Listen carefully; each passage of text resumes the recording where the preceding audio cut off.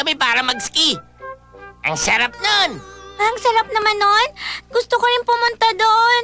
Hindi rin kayo makakapagpadulas dahil maraming tao doon. Oo nga! Sobrang daming tao nakabila para doon sa lift. Hindi nyo kasi alam ang tungkol doon, kaya ganyan kayo mag-isip. Alam nyo ba, sasakay kami sa aeroplano at lilipad kami patungong Yuhidake sa Hokkaido bukas sa umaga. Wala masyadong tao doon, kaya makakapagpadulas kami. Medyo mahal kasi ang pagpunta ron, kaya imposible kayo makapunta sa lugar na tulad nun. Pagpunta ko ron, magpa-practice ako para humusay pang estilo ko. Sinabihan ako ni Mama na magbantay ngayon ng tindahan. Uwi na ako. Ako rin. Meron pa akong violin lesson kaya uuwi na rin ako. Ha? Iniwan nila tayo? Gagawa pa ako ng assignment. Bye-bye! Nobita, hintayin mo ang pag-uwi ko rito. Sigurado magiging sikat at mahusay ako sa ski. Napakayabang niya talaga. Pero nakakainggit siya. Talaga? Okay yun Hindi niya ako naririnig. Hindi niya ako pinapansin.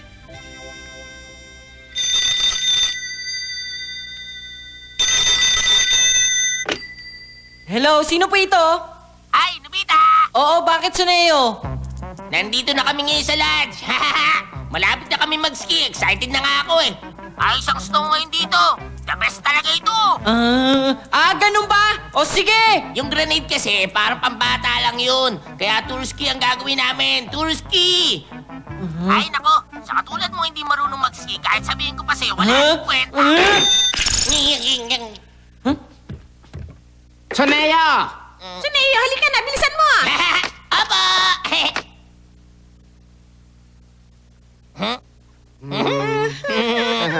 Tayo na! Bilis! Yay! Rabbit!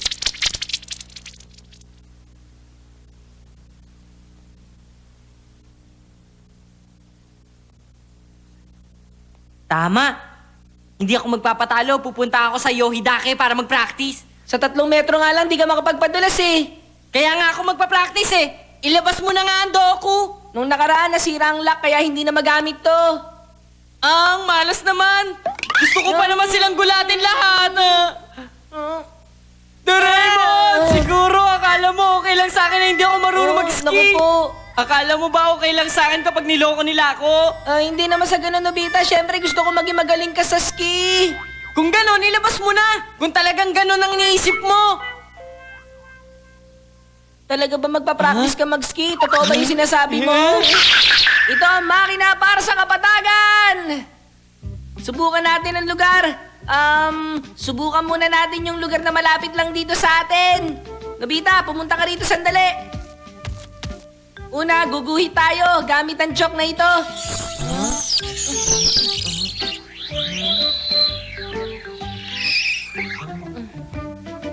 Tapos ipapasok mo ang mapa rito. Tapos iset mo ang buton. Ha? Sa hardin natin ito Ha? Ito yung bilog na ginuhit ni Doraemon? Ano nangyayari dito? Doraemon! Dito napunta ang hardin. Nagkapalit sila ng lugar na ginuhitan ko kanina, Nobita. Ganun ba? Eh di pwede na natin dalhin dito ang bahagi ng Yuidake.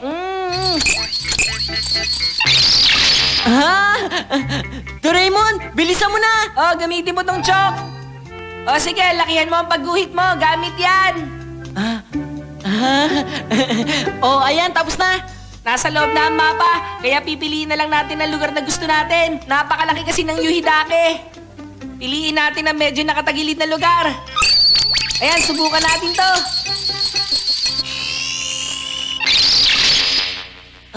Isang partiyan ng Yuhidake. Wow, ang galing! Nakakatuwa naman to. Doraemon, tingnan mo. Yung bayan sa paanan ng Yuhidake, napakalitingnan. Oo nga, ang galing. Nobita, pakiramdam mo talaga parang nasa Yuhidake ka na ngayon. Tama ba ako? Ayos! Gagalingan ko! Sisimulan ko na! Gustong pumunta si Shuka! Kung ganon, gusto kong pumunta ngayon sa Champs-Élysées sa Paris. Una, ipapasok muna natin ang mapa.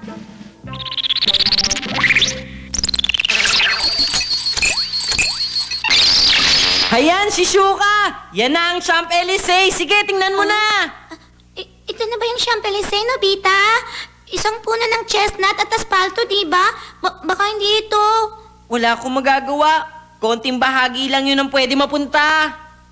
Sige, Nobita, tingnan natin yung iba't ibang parte ng mundo. Sige, medyo lawakan natin ng konti. Una muna, Amazon Virgin Forest. Huh? At yung Summit Everest.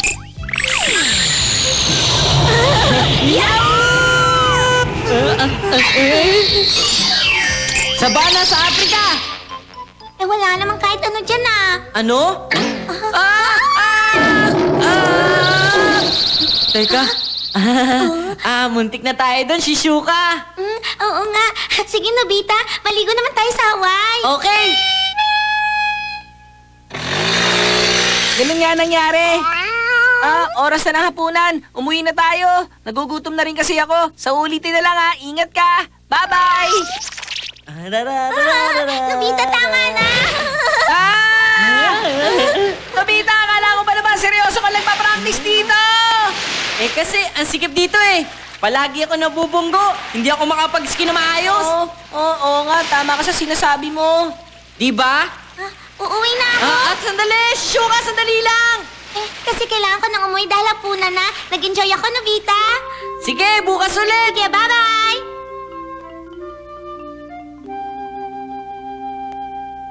Alam ko na! Nobita, gumising nga. Dali natin dito ang Yuhidake. Ang lalim na ng gabi. Gabi lang naman. Pwede yun, Nobita. Saan ba tayo pupunta? Basta sumunod ka na lang. Park ito! Ano gagawin natin dito? Marami akong dinalang chok dito, Nobita. Guguhitan natin ngayon ng palibot ang buong park na ito. Ganun ba? Tapos dali natin ang Yuhidake dito. Magsimula na tayo. Okay.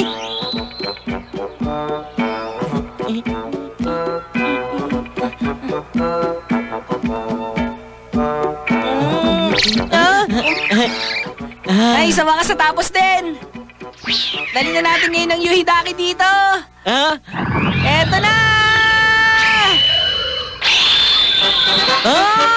Naging bundok ng Yellow Park! Oo, ito na ang Yuhidake. Wow! Ang galing!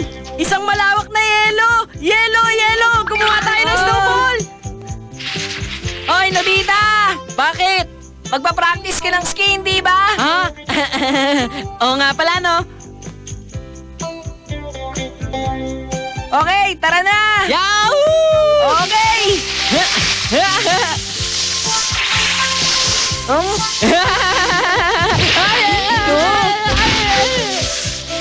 Kahit na saang klaseng lugar, tumatumbling ka talaga. Doraemon, may naisip kasi ako ngayon Saka na lang ako magpa-practice kapag medyo magaling na ako sa pag-ski. Sige na naman. Hindi pwede! Oo na, sige na! Nobita, galingan mo! Tulong! Galingan mo!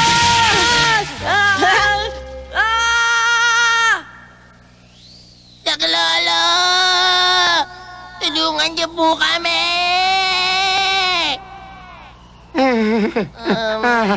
Wala na talaga. Hindi ko na alam kung saan tayo dapat pumunta. Wala nang tutulong sa atin. Nagugutom na ako, Mama. Ang galing mo kasing manghikayat. Ang sabi mo maganda ang tour ski kaya manahimik ka lang dyan. Ano ba sinasabi niyo? Hindi ba minana ko lang naman sa inyo yun? May kanya may dito. kanya dito. Makakauwi na tayo sa bahay. Hoy! Minto ka!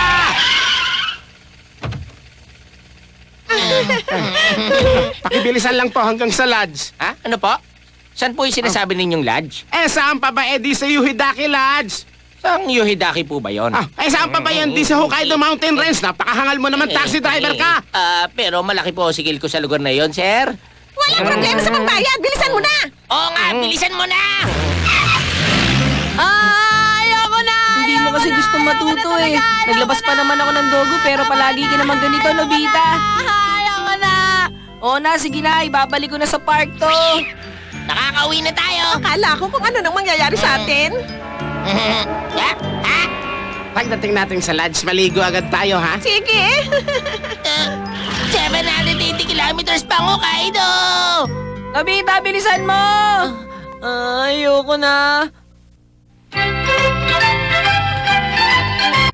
Ano kaya ang maganda? Nalilito ako. Ano? Iniisip mo pa rin ba yun, Nobita? Oo, kasi naman, napakahirap kasi mag-isip, lalo na kung may gagastusin. Pero sobrang matutuwa si Shizuka kapag may binigay ako sa kanya. Kung itanong mo na lang sa kanya, Nobita. Hindi pwede! Birthday gift ko yun, kaya gusto ko siyang sorpresahin, Doraemon! Ganun ba? Ibig sabihin, gusto mong malaman ang regalo na gustong matanggap ni Shizuka? Tapos, sosurpresahin mo siya? Oo nga, pwede ba mangyari yan, Doraemon?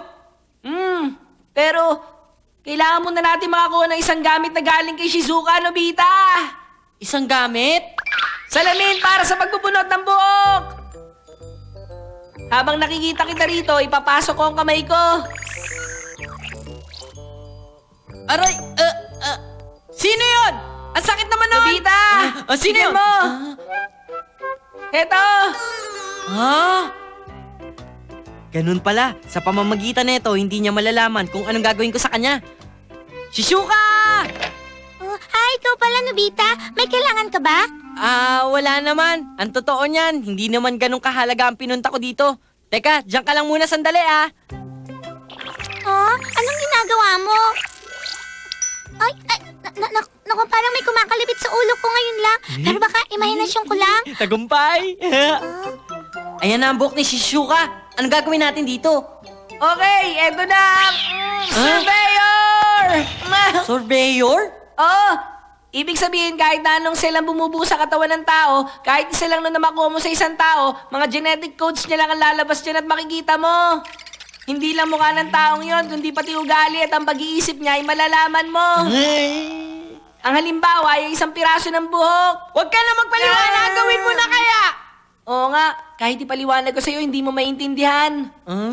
Una, ipapasok mo muna itong buhok sa data post. Tapos, i-record mo na yung code number. 001 si Shizuka. Kapag nagtugma yung numero dito, Nobita, kahit anong oras, pwede ka na magtanong kay Shizuka. O, ayan na. Subukan mo makipag-usap. Alam mo ba kung anong iniisip kong regalo na ibibigay ko para sa birthday mo, Shizuka? Sandali lang Oh, Isang taon nang inabot bago ko naipon ito. Sige, mamili ka na kung anong gusto mo. Parang ayaw niya neto. ganun talaga magiging reaction niya. Napakahalaga pa naman sa akin ito, Doraemon. Subukan natin palitan ang tanong mo. Shizuka, anong regalong gusto mo? Electric organ? Electric organ? Imposible yun, napakamahal nun. Meron pa bang iba? Magandang damit katulad ng kay Seiko? Hindi pa rin.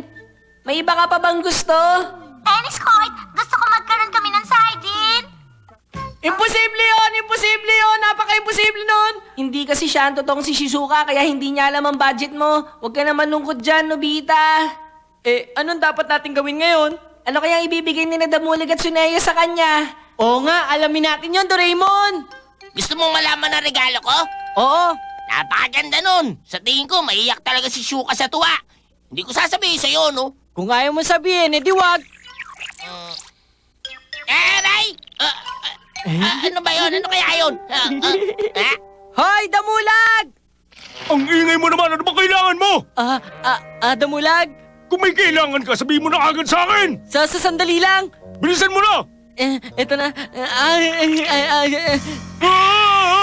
Aray ko! Alis na ako! Aray! Siya nga pala, Shizuka. Anong pinakagusto mong pagkain sa ngayon? Ang pinakagusto kong pagkain ay cheesecake. Hindi, Shizuka. Anong una mong gustong pagkain? At ang isa ko pang gusto ay sushi. Parang hindi naman yun ang gusto niya, Doraemon. Parang kakaiba. Parang ayaw niya sabihin sa atin, Hindi Doraemon. pwede yun. Hindi kaya makapagsinungaling o makapaglihim ang machine na ito. Anong gagawin mo? Okay, pipilitin natin siya sabihin yon. Sumagot ka, Shizuka. Ano ba talaga ang pinakagusto mong pagkain? Kamote. Di ko marinig. Okay, lakasan natin ang volume nito. Shizuka, sabihin mo nga ulit sa amin ang pagkain gusto mo. Kamote! Yun pala, ang pinakagustong pagkain ni Shizuka ay kamote. Yun lang pala eh. Okay, ngayon nakapag-desisyon na tayo. Madali na to. Ang agricultural set. Tayo na. Gumawa na tayo ngayon ng mga kamote. Okay.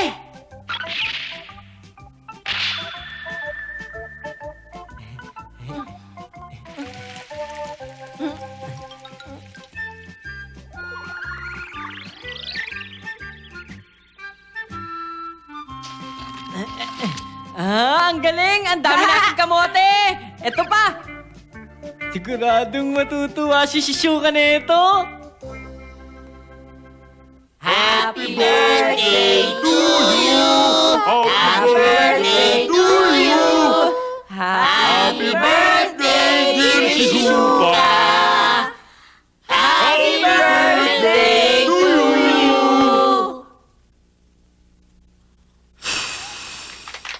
Salamat sa inyong lahat. Shizuka, ito ang aking regalo. Buksan mo na, oh. Ah, ano kaya to? Ah, wow! Autograph ito ni Tanuki Hiko-Hiko. Super fan talaga ako ng artista na yon. Suneo, salamat ah! Walang anuman yun, mahal ko Shizuka. Shizuka, ito ang regalo ko para sa'yo. Ah, salamat! Ano to? Kasi tape to? Ano naman ang laman nito? Isang daang kanta ko naman yan. Naisip ko na baka gusto mo kagad pakinggan yan, kaya nagdala ako nito. Ito, oh. Ah, naku, wag muna ngayon. Alam kong pinaghirapan mo to kaya mamaya pakikinggan ko na lang. Ha? Oo nga! Mamaya mo na pakikinggan. Sa wakas, ako naman ang magbibigay. Doraemon! Oh, Teka lang. oh, ano yan? Oh. Eto nga pala ang regalo ko. Ah, sobrang laki naman yan. Pero, mukhang malaki lang yan. Oo nga, ang tanong ay kung ano ang laman. Tiwala ako sa laman niyan, Shizuka. Yan ang pinaka-paboritong pagkain ni Shizuka. Oo nga. Talaga? Sige, kung ganun, buksan na natin. Yan ang! Gusto ni Shizuka? Yan ang paborito niyang pagkain. Kung ganon, gusto pala ni Shizuka ang kamote, Nobita! Pero kapag ganito kadami ang kinain niya, di siya titigil sa pagutot. Ang baho no!